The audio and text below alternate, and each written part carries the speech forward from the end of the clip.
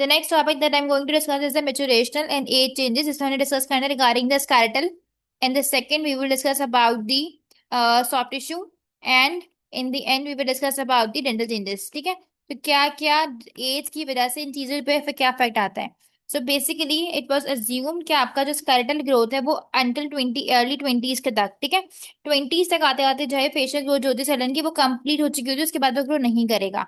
But what happened after that, in study of बैरिटी study में पता चला हमें कि हमने लिए थे यहाँ पे 100 इंडिविजुअल. ठीक है, अब इस इंडिविजुअल में कुछ लोग थे जिनकी ऑर्थो ट्रीटमेंट पहले से हो चुकी थी और कुछ की नहीं हुई थी, तो इट वाज मिक्स मैच. जिसमें हमने जो पहले से जिनकी ट्रीटमेंट हुई भी थी उनको देखा तो उनका स्टेप कंपेयर किया है. ठीक है, उनके रेडियोग्राफ जो पहले से हुए हुए थे उनको एंड जो न्यू रेडियोग्राफ्स हमने लिए थे उनको हमने कंपेयर किया था. जिससे हमें पता चला कि जो फेशियल ग्रोथ है बेसिकली वो कंटिन्यू रहती है आपकी facial growth in your adult life के अंदर, मतलब 20s के अंदर भी. ठीक है, स्पेसिफिकली यहाँ पे वर्टिकल ग्रोथ चेंजेस जो आएंगे वो ज्यादा स्पेसिफिक होते हैं as compared to interior posterior and वेज चेंजेस. ठीक है, तो ये पहले भी मैं बता चुकी हूँ कि जो हमारे वर्टिकल चेंजेस हैं वो लेट टीन तक चलते रहते हैं वो. ठीक है, सबसे पहले जो ग्रोथ स्टॉप होती है वो विथ की जो ग्रोथ है बेसिकली आपकी वो कम हो जाएगी, बट जो हाइट है बेसिकली वो एडल्ट तक इंक्रीज होती रहती है. ठीक है, तो ये जो अजम्पशन जो थी बेसिकली ये खत्म हो चुकी है. सेकेंड, हमें कब पता चली कि वुमेन के अंदर ड्यूरिंग द फर्स्ट प्रेगनेंसी उनकी जॉ की ग्रोथ जो है बेसिकली वो बहुत ज्यादा स्पाइक करती है, लाइक एक्सेलरेट हो जाती है. ठीक है, ड्यूरिंग प्रेगनेंसी स्पेसिफिकली प्रेगनेंसी में जॉ ग्रोथ जो है वो एक्सेलरेट हो रही है, वो बढ़ रही है. तो एक तो ये वाली एक और बात पता चल रही है. अब जो मेन इंपॉर्टेंट बात है कि जो ग्रोथ आपके पास हो रही है वो दोनों जॉ की ग्रोथ होगी ऑब्वियसली. ठीक है, तो दोनों जॉ के रोटेशन की वजह से क्या होगा कि मेल्स में हमें पता चला है कि बेसिकली उनकी फॉरवर्ड डायरेक्शन में ग्रोथ हो रही है. इसका मतलब ये कि आपको जो मैंडेबल प्लेन एंगल है ये वाला, ठीक है, जब ग्रोथ फॉरवर्ड होगी तो ये प्लेन एंगल जो है बेसिकली डिक्रीज हो जाएगा. बट अगर ये ग्रोथ जो है बेसिकली मैंडेबल प्लेन एंगल इस तरीके से जाता है ऐसे, मतलब कि मैंडेबल प्लेन एंगल इंक्रीज कर रहा है, तो फीमेल ने व्हाट हैपन कि आपका जो मैंडेबल प्लेन एंगल है वो बेसिकली फीमेल्स में इंक्रीज हो रहा है, वेरस मेल्स के अंदर मैंडेबल प्लेन एंगल डिक्रीज हो रहा है. तो अल्टीमेटली क्या होगा कि मेल जो है उनका बेसिकली शॉर्ट फेस की तरफ जाएगा. जैसे ही आपके पास शॉर्ट की तरफ जा रहा है मैंडेबल प्लेन एंगल कम हो रहा था तो फेस का जो है बेसिकली जो डिस्टेंस है वो कम हो रहा है. तो we will call it as a short face की तरफ है ये. ठीक है, एंड फीमेल जो है वो बेसिकली वो लॉन्ग फेस पे जा रही हैं. ठीक है, तो एक तो ये बात पता चली. और दूसरा, फीमेल्स में हो रही थी बैकवर्ड रोटेशन. मोस्ट इंपॉर्टेंट इसी फीमेल्स में हुई थी बैकवर्ड रोटेशन और मेल्स में हो रही है फॉरवर्ड रोटेशन यहाँ पर.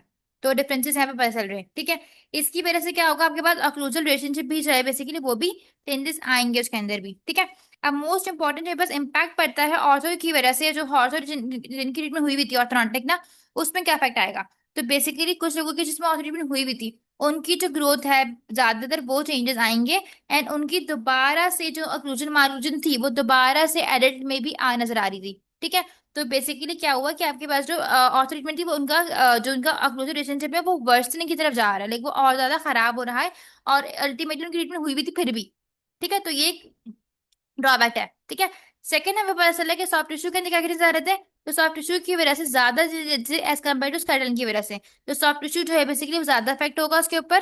क्या इफेक्ट आ रहा है कि आपकी जो नोज है उसकी लॉन्गेशन हो जाती है, लिप्स की फ्लैटनिंग हो जाती है, और चिन जो है बेसिकली वो बहुत ज्यादा लाइक आगे की तरफ रिड्यूस कर जाएगी चिन. ठीक है, तो ये सारे सॉफ्ट टिश्यू चेंजेस हैं जो हमें नजर आ रहे हैं इन द एडल्ट लाइफ के दौरान. और सॉफ्ट टिश्यू ज्यादा चेंजेस है as compared to skeleton changes. ठीक है, इस पिक्चर में देखो यहाँ पे उन्होंने बताया कि एक मेल है, एक कंपेयर किया है. ब्लैक की जो है 37 एज का है बेसिकली वो, और एक है उसकी 77 एज का रेड वाला. ठीक है, आप इस साइड में देखो कि नोज जो है बेसिकली वो थोड़ी सी आगे की तरफ है, फेस थोड़ा सा आपके पास क्या है फॉरवर्ड आ रहा है. ठीक है, और अगर मैं वुमेन से कंपेयर करूँ तो इसका फेस देखो बहुत ज्यादा लॉन्ग की तरफ जा रहा है ये. ठीक है, तो बेसिकली जो मैंने लॉन्ग फेस ही बताया था वो मैं इसीलिए बताया मैंने कि वुमेन का जो फेस है वो फॉरवर्ड भी हुआ है एंड डाउनवर्ड भी ग्रो किया है, वेरएस मेल का फेस आपके पास सिर्फ और सिर्फ फॉरवर्ड डायरेक्शन में ग्रो कर रहा है. ठीक हो गया ये, तो ये डिफरेंसेस हमें देख लिए थे. इसके बाद उन्होंने कवा बता दी कि बेसिकली जो मैंडेबल है मेल्स में एंड फीमेल्स में किस तरीके से ग्रो कर रही है. तो मैंडेबल जो है बेसिकली वो भी कुछ ना कुछ पैटर्न शो कर रहा है, जुवेनाइल का भी एंडोलेसेंस का भी, बस स्लो ग्रोथ है बट अल्टीमेटली ग्रोथ हो रही है. तो इन शॉर्ट एडल्ट में ग्रोथ होती है. और वेरस मैक्सिला जो है बेसिकली वो भी दोनों पोजीशन में ग्रो कर रहा है, डाउनवर्ड भी और चेंजेस उसके अंदर आ रहे हैं. ठीक है, slightly downward and forward direction में मैंडेबल मैक्सिला ने भी ग्रो किया है in females and in males both. अब कंक्लूजन क्या पता चला कि आपके पास जो ग्रोथ है L20 पे बंद हो जाना ये करेक्ट नहीं है.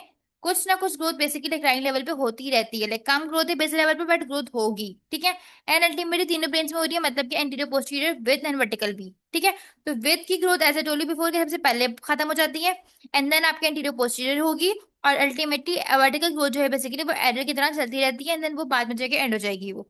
ठीक है, तो ये सारे चेंजेस हमने देखे हैं जो कि होते हैं। अब समराइज किया हुआ इन्होंने इसको बेसिकली सब कुछ को यहाँ पे देख लेना इसको, ज्यादा इंपॉर्टेंट नहीं है खैर। एनीवे नेक्स्ट हमारे पास आता है कि आपके पास सॉफ्ट टिश्यू में क्या क्या चेंजेस आ रहे थे।